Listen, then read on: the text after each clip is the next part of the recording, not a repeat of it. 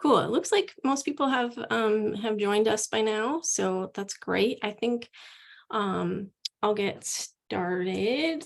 I trying something new tonight.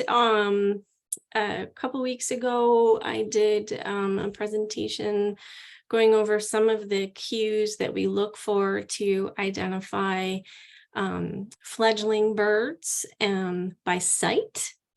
And this time I'm trying something new, which is identifying them by sound. So it's maybe sounds like a really advanced thing, but hopefully you'll just have some general tips just to know that what you're hearing is a fledgling or a nestling. And then that in and of itself is just a cue to look for some feeding activity, look for an adult coming in and carrying food or feeding the young. So just hearing and knowing that what you're hearing is a fledgling can help you tune in and hone in on particular, hopefully some birds that are going to give away some breeding behavior for you. So with that said, let me share my screen, share sound, share. All right. And you can see my presentation, is that correct? All right, thank you.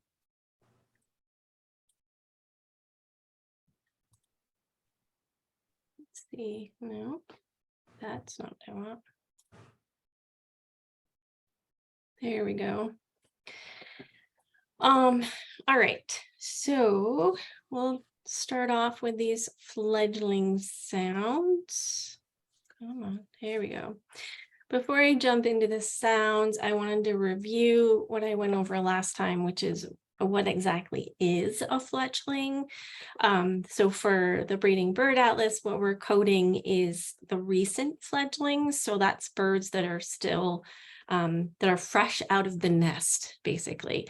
So we have nestlings, birds in the nest. Fledglings are when they first leave the nest. And then once they start to become more independent, feeding for themselves, they will become a juvenile for the rest of their first year. So like until December. And then if it's a bird that takes multiple years to mature, then they're called an immature at that stage. And then once they become mature adults, then they're adults. And what I mean by mature, that means that they're able to reproduce, to have young. So this is an example with bald eagles, which take about 4 years to mature. And when they're really young, they have these young fledglings. They're very warm brown.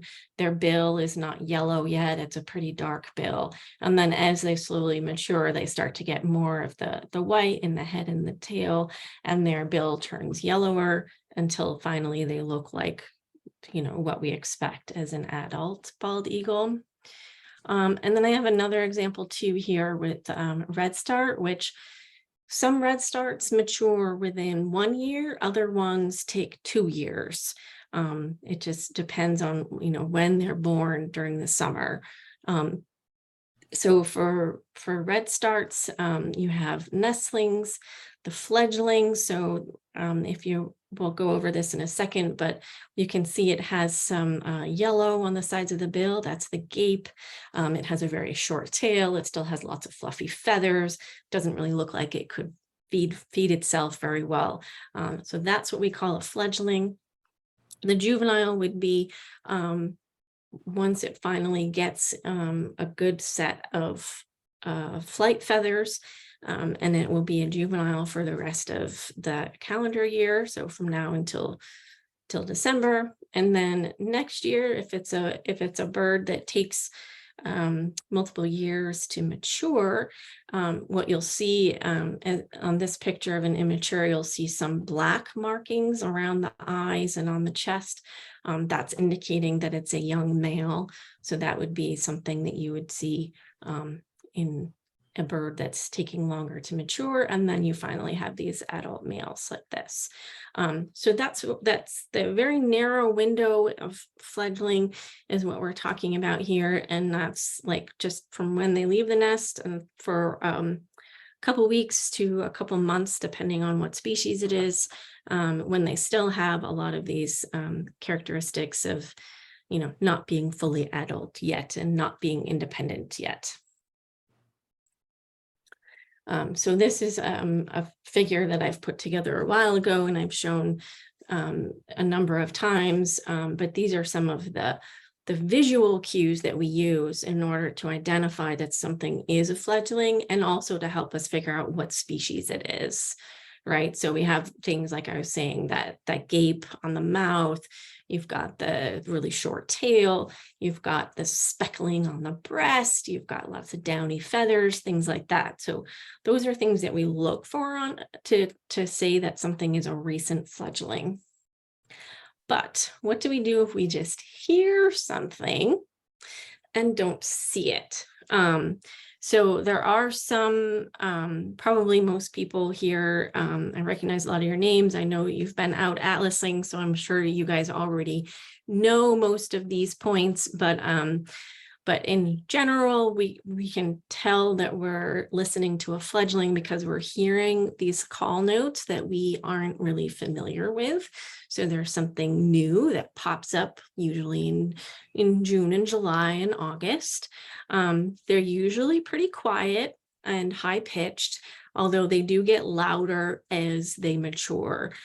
So like young nestlings are usually very quiet and then they get louder as they get older. They're usually very repetitive. And if it's a nestling, that sound is just going to come from the same location. If it's a fledgling, it's going to come from a very, very localized area. It's not going to move that much. It's going to stay hidden and wait, and it's going to be calling and waiting for its parent to come and feed it food. So that's another cue that it's a fledgling that you're listening to rather than an adult bird that's calling.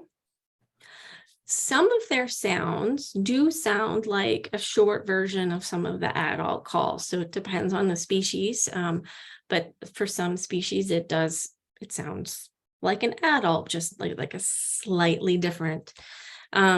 And then the last thing is you can actually tell when fledglings or nestlings are being fed, because they'll start giving that call note that you're hearing, and then it'll speed up and it'll get really fast. And then it goes like silent for a few seconds. And that's when it's like swallowing the food. So it gets really loud and speeds up as they see the adult approaching them. And then they like kind of swallow whatever they're eating. And it also sounds kind of like they're like swallowing their call notes as well. It's kind of like this little like gurgling sound a little bit. So that's, I'll try to play some examples of that, and hopefully we'll be able to hear that together, of what that sounds like. So I did pull together a few examples of some of the species that are more commonly heard. And I tried to come up with some examples from different habitats and different areas that you might encounter.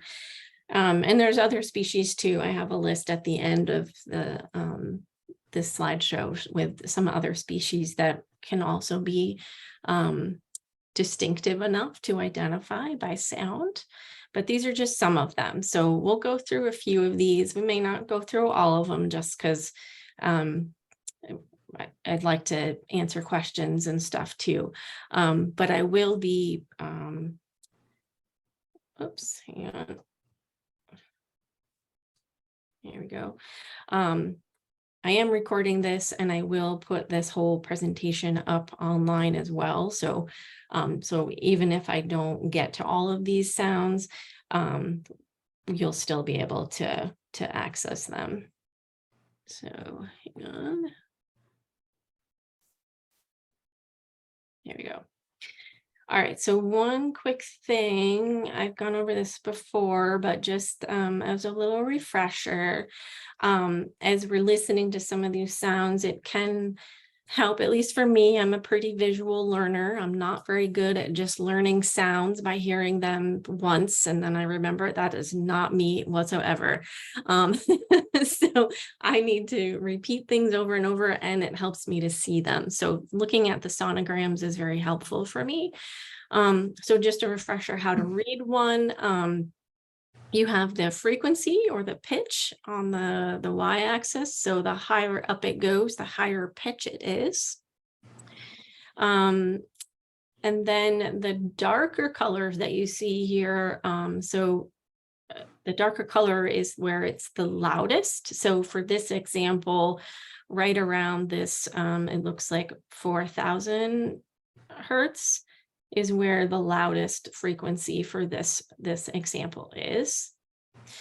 And then the other thing is you can see the harmonics on these sonograms. So that's where you can see you have the same mark that is repeated at multiple frequencies, and that's the harmonics that you're hearing, and that's pretty common in some species, particularly thrushes, for example. So that's another thing to look at when you're looking at these sonograms. All right. So, and I have this this link. So most of the recordings that I am going to be sharing with you are from this book. This is the new Peterson's Guide to Bird Sounds by Nathan Pipolo. And all of the sound recordings that go in this book are freely available online at this website. So Jared, are you popping that in there? Great. So Jared's going to be putting links in the chat for me as we go through here.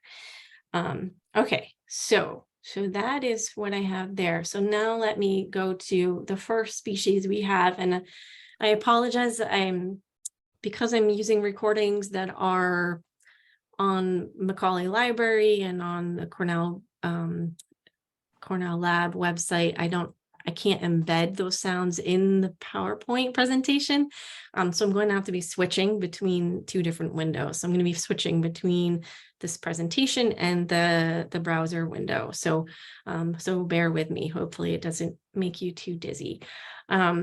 But okay, so here's the first one. This is one of my favorites. And this is a species that I hear a lot in my backyard because the parents always bring their babies into the feeders. And so you hear this zweer, zweer over and over and over again. So let me go to my browser window. So this is Rosebreast Grosbeak. And so this is the Peterson Field Guide to Bird Sounds page for Rosebreasted Grosbeak, and you can see they do have some recordings that say, oh, it's a begging juvenile. So we can listen to those songs. I usually pick the recording that is closer to New York. So in this case, I'm going to pick the Ontario one. And then we can listen to this, and hopefully, let me know, Jared, will you just like tell me if you can hear the sound? Okay.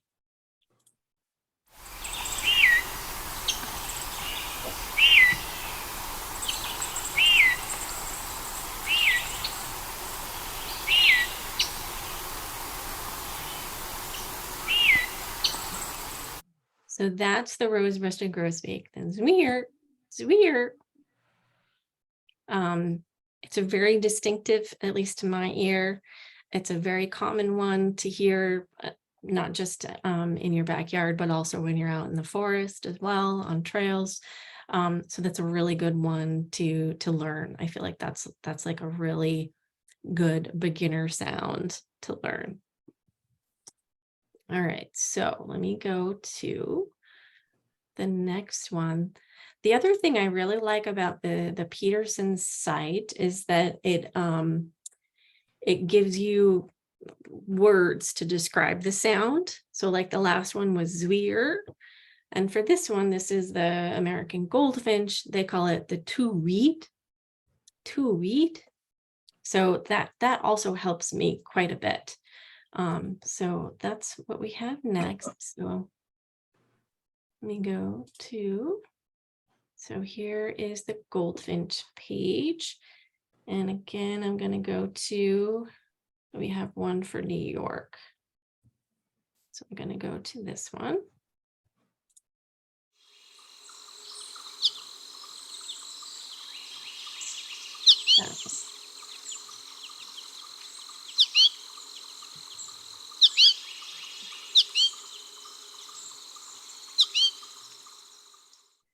So that's one that is very similar to the adults, give a very similar sound. So that one is harder to tell that it's actually a juvenile, but it is a cue that you can use to like try to see the bird that's making that noise and see if it's the female, maybe she's soliciting for copulation, or it could be a young one that's asking for food. So that's the options there. And that's the two-weet. And I want to point out too, so another good thing when you're hearing the fledgling call notes is to look for fluttering. So like you see in this picture, when the birds are being fed and when they're begging, they're going to be flapping their wings quite very quickly. And that sometimes you can catch that movement. Like you may not see, sometimes they're almost like ventriloquists, the little fledglings, because you can hear the sound, but you can't tell exactly where it's coming from. But if you're like paying attention and you just keep watching in that general direction, then eventually you might see this fluttering, and that'll cue you into where the bird is actually hanging out. So anyway, so that's what this bird is doing here. It's doing a perfect begging position. So here, all right, so here we have tufted titmouse, and this one is called D-like. Goes D. Let's see here. Go to my next tab. And this is the titmouse. Ooh, we've got lots of recordings. Okay, here's the juvenile one. All right.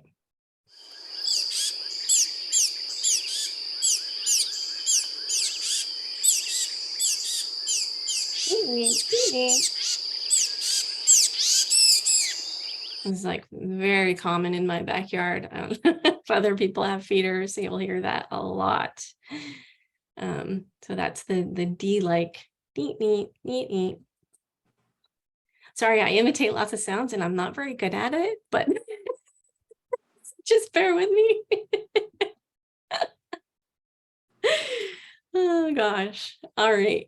Cardinals. This one is higher pitched. You can see on this sonogram that it's way up in the 8 to 10,000 hertz range. So this is one that I personally have a hard time hearing without having some sort of hearing aid to help me. But some of you will be able to hear this. So some of you may not.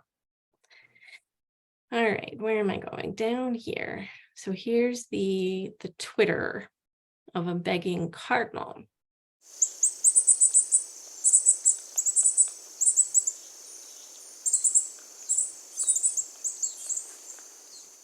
See, and I don't really hear anything. You heard it though, Charlie. Awesome. You have good hearing aids. I need to have your hearing aids, I guess. All right, that's the Twitter of the cardinal. All right, and then one last one that we hear a lot in the backyards at our feeders would be these house finches, and they're on their second or third brood by now. So so still quite a good chance to find some of these. So these guys have a zwir sound, zwir. All right, let's find that.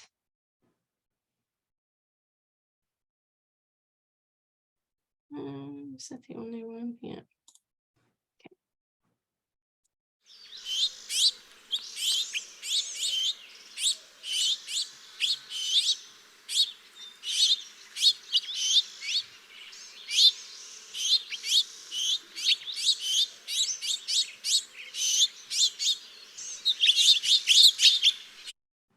All right, so that's the house finch. It's another one like the goldfinch that's very similar to the call notes of an adult.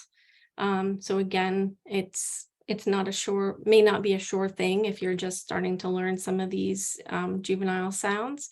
But again, it's something that you can, like, once you hear it, you can pay attention and look out for juveniles.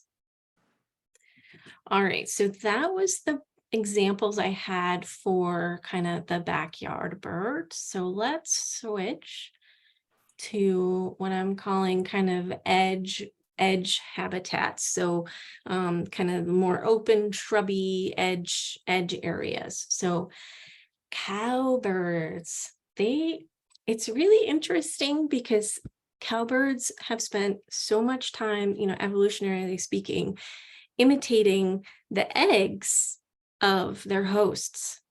But they don't even try to imitate the host sounds at all. So they have a distinctive call, fledgling call, that all the cowbirds kind of share. So if you hear that, you'll know it's a cowbird, and then you watch it a little bit and see who's feeding it, and then boom, you've just confirmed two different species. So so they have this high cheat. It's kind of buzzy. They define it as coarse. I would say it's a little buzzy. We'll see what you guys think. So let me go to this cowbird. Oh yeah, and hang on one sec, because I picked out a clip that I liked for this one. Let's see, 145. Okay. So let me go up here. All right. Oh, I didn't keep it.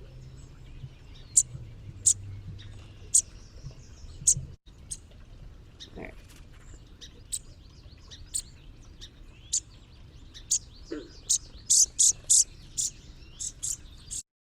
All right. Did you hear that where it got really fast for a second? Mm-hmm. That's when it was being fed. Right there. That's the feeding sound. It gets really quick right before they eat something. Do you hear it? It's like a high pitch, but it's kind of buzzy. I don't know. I call it buzzy. They call it coarse, but that's your standard cowbird call note. So that's it. That's a really good one to learn. All right. Let's see. Indigo Bunting. I think I also had let's see, 42 seconds in I need for this one. All right, so this one they define as zeet, zeet, zeet.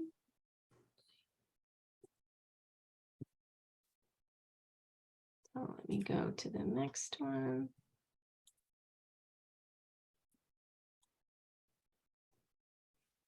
There we go. All right, I'm going to start roughly in here.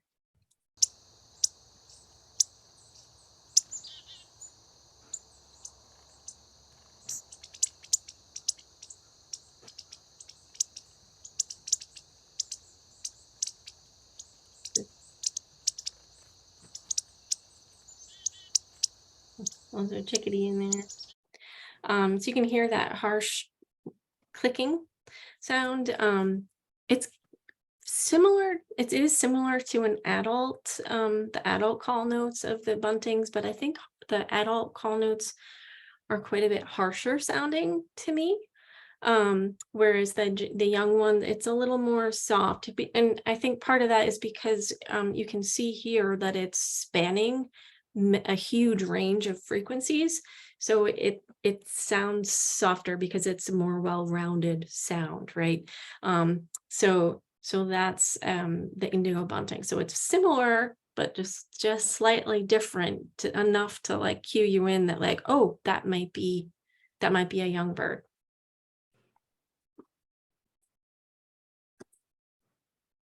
All right, so that was Z. All right, Mockingbird. And I love this photo. I saw it and I couldn't resist putting it in the presentation. Super cute little mockingbird. And so they make this seat. All right, so we will go to the next tab. All right, so this one, let's see, I did this one.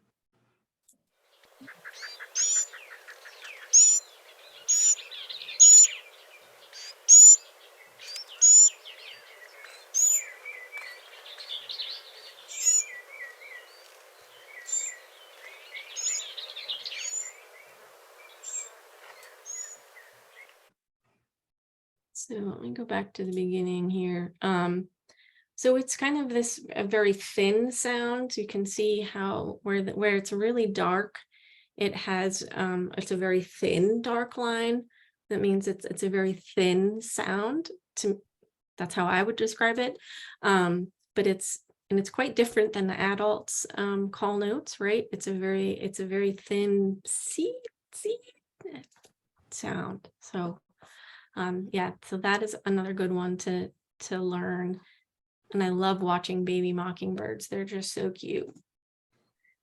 All right, let's see. So we have two more for the open edge habitat.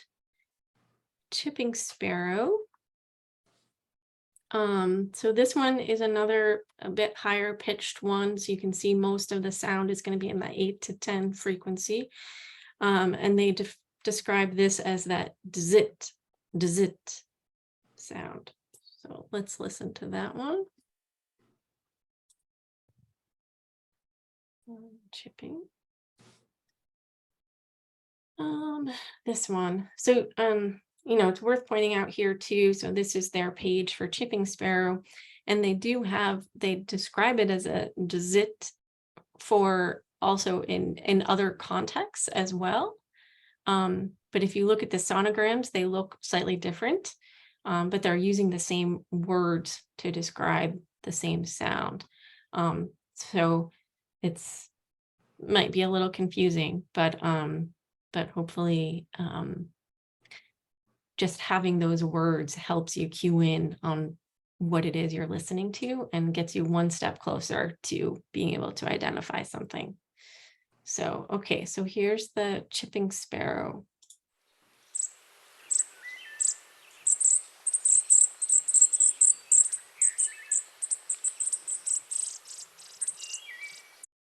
Right there, it was getting fed. Did you hear that? It got really fast, and you could see on the sonogram, it gets like a little more spread out. That's right when the parent must have come in and it was getting fed. So that's that chipping sparrow. Let me just check. Okay. All right, so one more. Blue-winged warbler. This is one that I am not as familiar with, but when I asked all the regional coordinators for their suggestions of which sounds they recognize readily, this is one that like a bunch of people thought was really easy to identify. So I put it in here just for that reason. So hopefully it helps some of you. So this is a blue-winged warbler, and it makes this dzit It's they have the adults have a buzzy song, and I would consider this call note to be a little bit buzzy as well. So let's see here. Here is the dizit, dizit, dizit.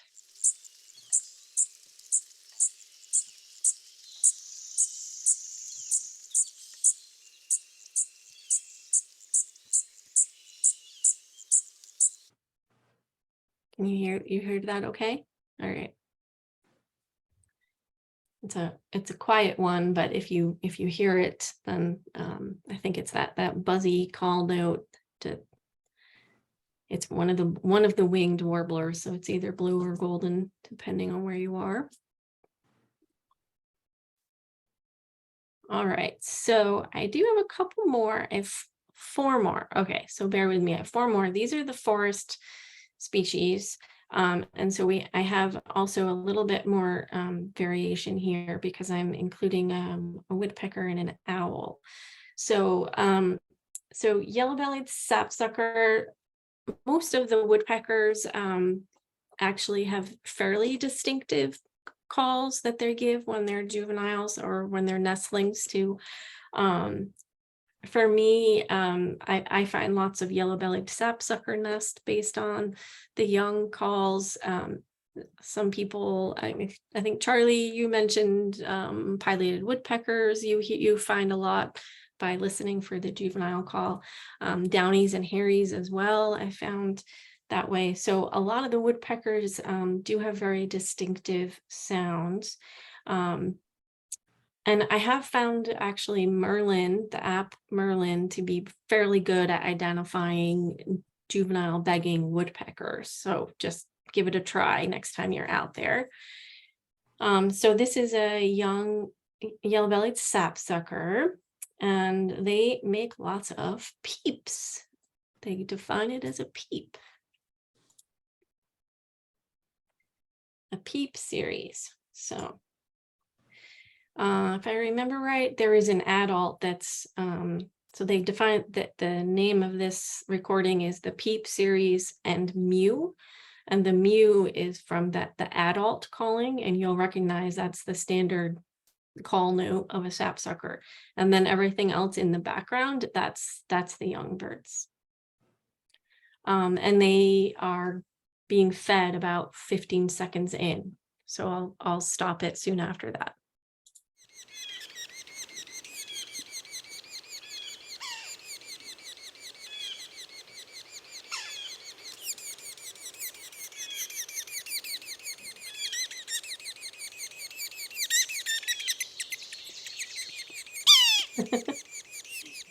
All right, so that's when they just got fed. They got kind of quiet, but they're also like, they're kind of like still trying to make noise at the same time that they're swallowing their food. So they're like gulping, like, so it's kind of funny. And as this recording shows, almost all of the woodpeckers are just incessant. They're calling nonstop. Whether or not the adults are just outside the cavity or not, they're just calling all the time. So they're not as loud when they're really young nestlings, but when they get to be a little bit older, it's like a really easy way to find woodpecker nests. So definitely, I highly recommend listening and learning some of the woodpecker begging sounds. So, okay, who can resist an owl, baby owl? They're so cute. So a lot of the young owls make a screeching sound. Sounds very different than their calls that they're using, that we identify them by. But the barred owl call is one that you should definitely learn, because you'll be hearing that in the middle of the day. It's one that you can hear at any time. So if you hear it, definitely, if you're, I'll say this again in a little bit, but if you're sure that it's a barred owl fledgling, you can record it without even tracking down the bird. Like, you don't need to disturb them. Once you know this sound, you can just be like, oh, that was definitely a barred owl screech. So that's a juvenile. So, all right, so let's listen to that. We got main here.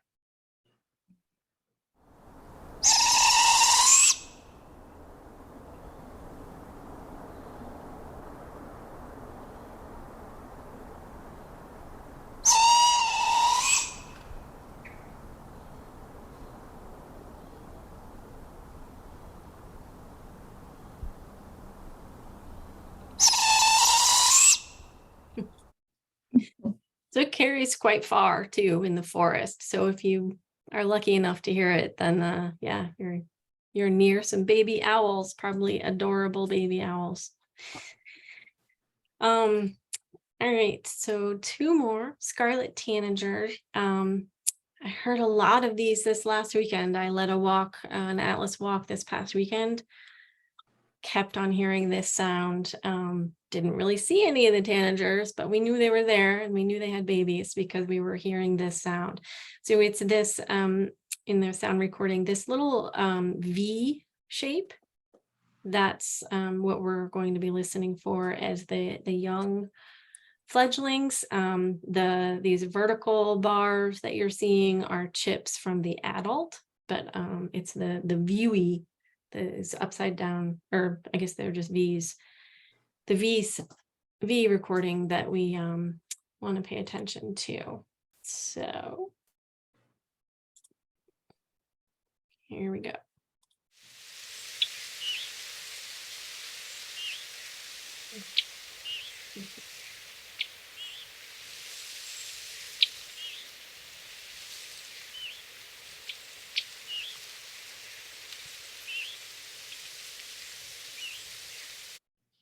Do you hear that? Viewy, viewy. It's a good one. I think loosely, I think that the sound, like the tonal quality of this call note is kind of similar to a rose-breasted grosbeak.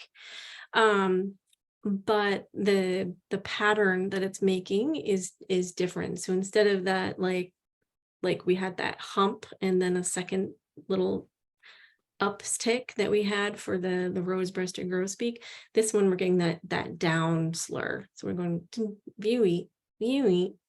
So they sound kind of similar, like tonal quality, but they have a different pattern.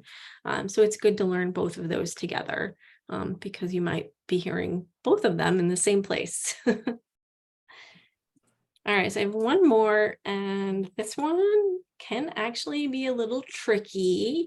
I don't know why, but dark-eyed juncos and black-throated blue warblers are very similar. The call notes of the adults when they're agitated, and also of the juvenile begging, the sounds are very, very similar. So these I would, I mean, it's very clear when you hear it that that's a fledgling, but which one of the two it is, I always have to track them down in order to figure it out. So, so just a little word of warning there, but it is a good sound to know because there are lots of juncos and black-throated blues out there. So, all right, so they're described as a tick. All right, so what do you think? No, okay.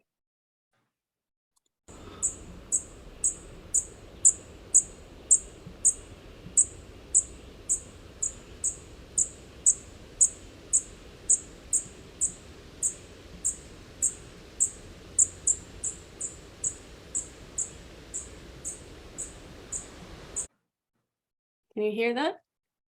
Some of you? Yeah. All right, great. Yeah, so that tick, tick, tick, tick, tick, high pitched thing, that's what you'll be listening for those two. I would, yeah, like I said, if you hear that sound, definitely track down and see which one of those two species it is, because they do sound very similar, at least to me. So, all right, so as I mentioned, there are a number of other species that I think are somewhat doable to identify their fledgling call notes. As I mentioned, most of the woodpeckers and owls. Some of the warblers, we went over blue-winged and black-throated blue, but also ovenbird and yellowthroat, I think are fairly distinctive.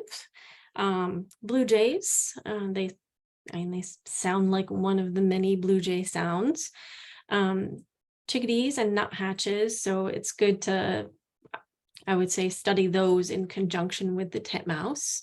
And then creepers and kinglets are good to study together because they're both extremely high-pitched sounds that kind of similar. Grackles and red-winged blackbirds. Starlings, I had to put them on there just because they're very distinctive and loud, and you cannot miss them if they are around. And Baltimore Orioles are another one that can be identifiable. And there's lots more, and sometimes it's just a matter of like which species you're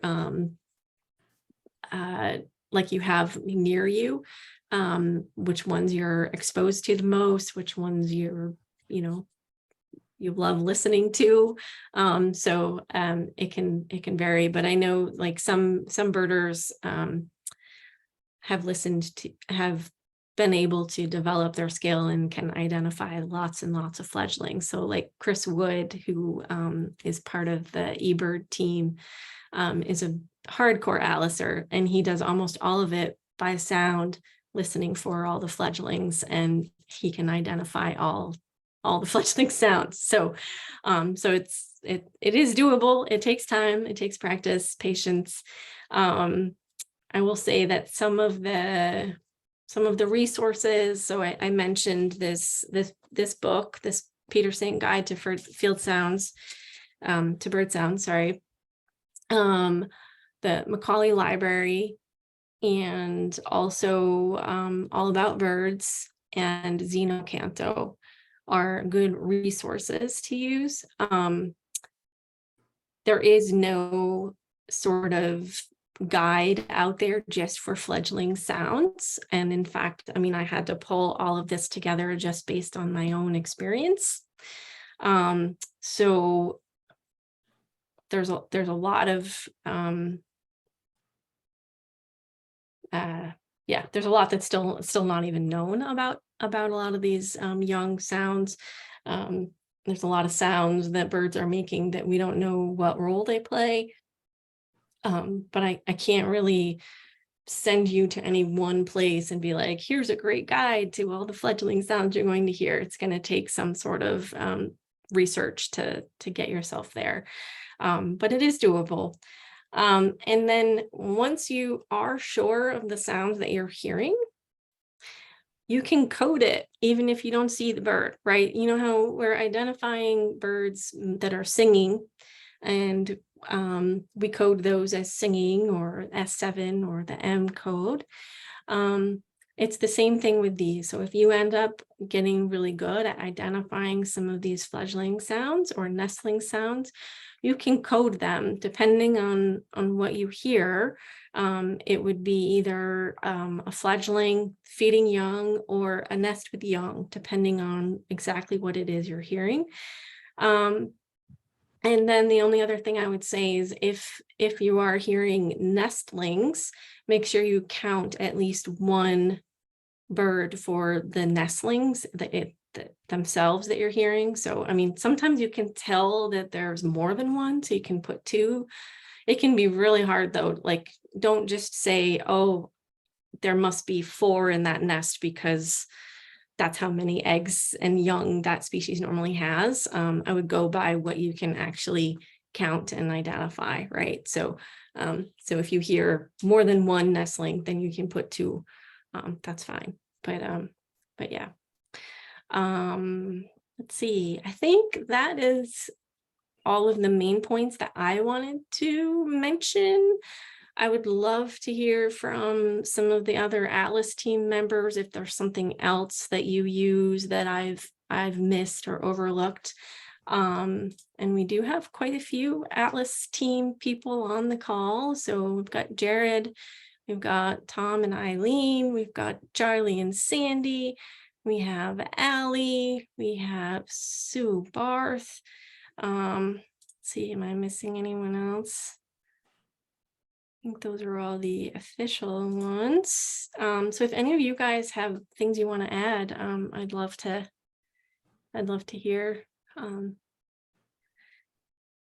I would say like probably most things when learning bird sounds is watching it happen tends to help a lot to make the connection between, because I mean, they're just like when the adults sing and you see their mouth movements kind of matching up with what you hear, the same thing is kind of happening with the fledglings especially because they're like flapping their wings and it's kind of like all in like a beat together. So I would definitely recommend, if it's something you want to learn, to try to find them and watch it happening if possible. It's not always easy. That's certainly easier said than done, but for me anyways, that is how I probably have learned most of the fledglings that I know. So yeah. I basically agree. Like, there's nothing like experience, and now it's something that I've really been paying a lot more attention to this season, and it's been really exciting to just realize how distinctive so many of these calls are. Whereas before it was just like, oh, it's a baby bird. Now it's just like, oh, wow. You can tell like if it's a warbler, if it's a sparrow, and a lot of times just it's really interesting like how different swamp sparrows are from song sparrows, and like it's like this whole new world has opened up, and I've just been really excited. Awesome.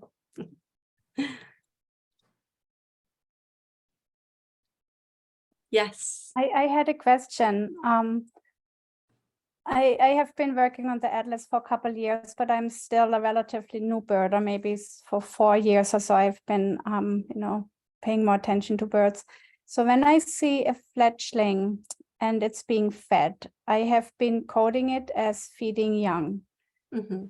But I think I remember from a previous Zoom that you said that feeding young is not really a confirmation that the bird actually breeds there, because I can see a robin feeding a young that is not a fledgling anymore, but a juvenile, and they could have come from a different block. So I sometimes wonder if I see a fledgling and if I code it as recently fledged young, I know that's an indication that the bird breeds there. If I code it as feeding young, that is not an indication that the bird breeds in the block. So what should I use? Well, I would say it really depends on how old the young bird is, right? So if it's for most species, if it's still being fed by the parent, then you're within the area where either it nested or where it's decided to brood its young. So that's a totally legitimate code to use. The only time where it gets a little questionable is things like terns, because terns will feed their young in migration all the way down to South America. And so that in that case, it's not necessarily an indication that it bred locally.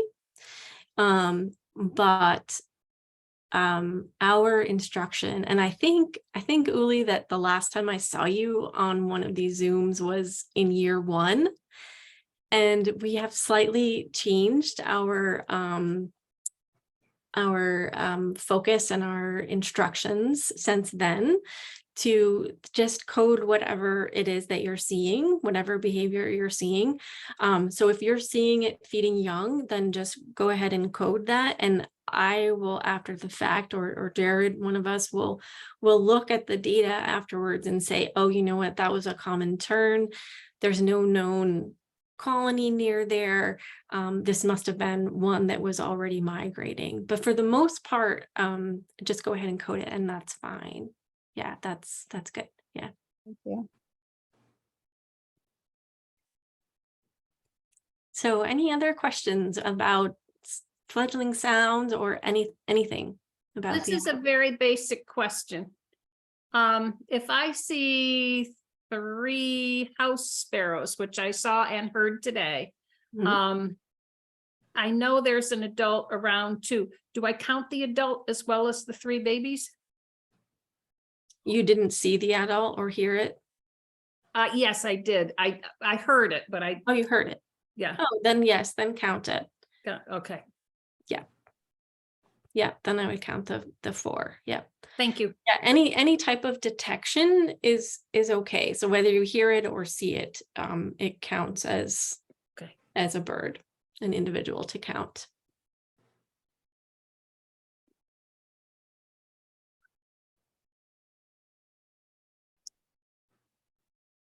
Other questions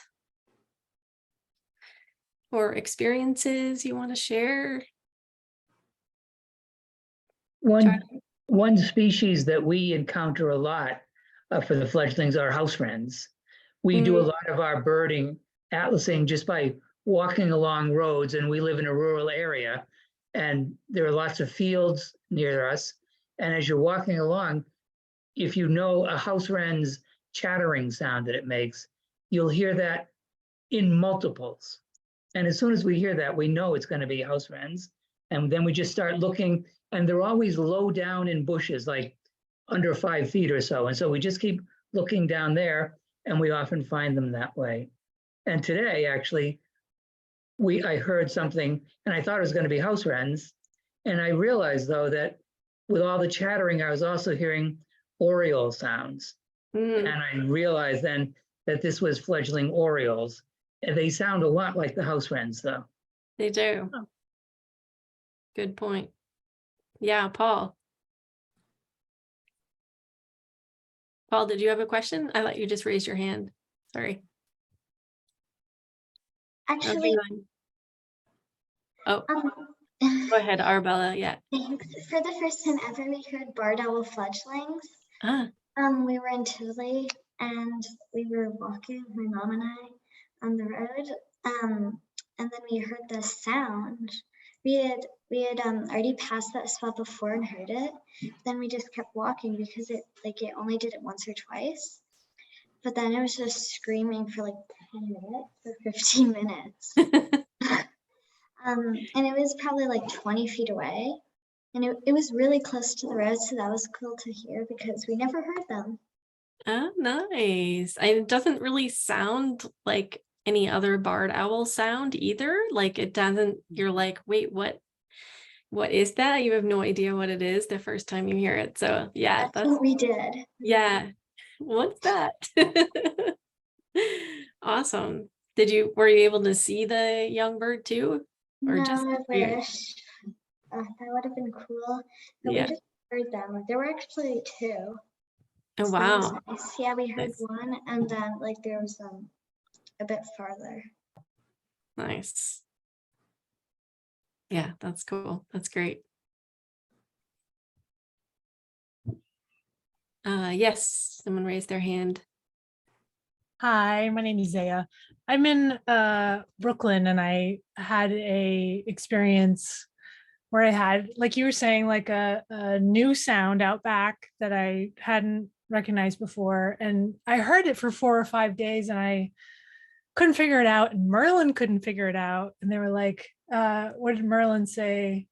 Eastern wood pewee? And I was like, no, I don't think so. I don't think so. And then it actually came, I have like some seed on the windowsill, and it came to the windowsill making the sound, and it was a mourning dove,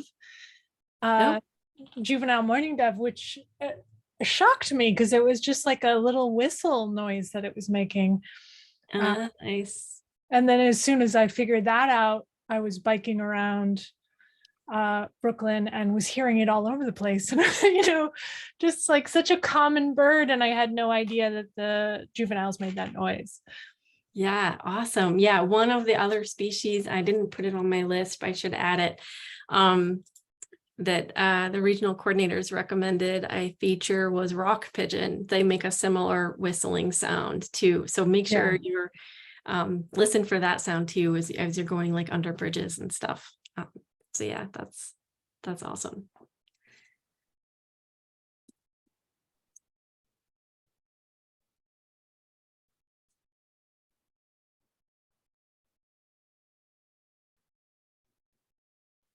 All right, so I saw Jared did help me and put links to the sound recordings in the chat. I will also be putting this recording up on our YouTube channel, hopefully later this week. And when I do that, I will include the links to all of the sound recordings that I used, so you can easily find those. And yeah, hopefully that was helpful to some extent and gets you started. There's a lot out there to learn with these baby bird sounds. So yeah, and this is the great time of year to go out and atlas, because right now is when you have all of the young birds out and begging and being fed. So so hopefully everyone has a little leg up now. All right. Well, I think it's already 8 o'clock, so I'm going to end tonight's Zoom, but thank you all, everyone, for coming. Thank you. Thank you. Thank you. Okay. Thank you. Thank you. Yeah. Welcome. Thank you. Bye. Bye, thank you. Thank you.